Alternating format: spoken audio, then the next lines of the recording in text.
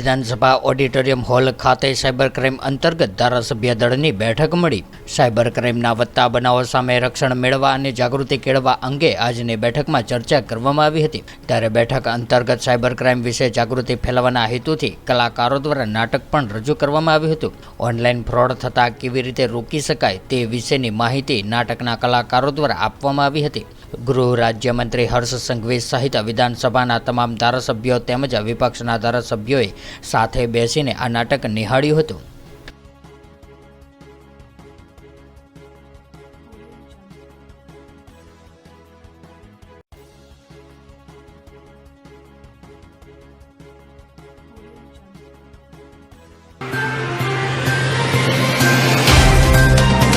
तो WhatsApp, Twitter, Facebook, Insta जहाँ भी आपका अकाउंट है, इसे शेयर बटन के द्वारा वहाँ पर शेयर करें।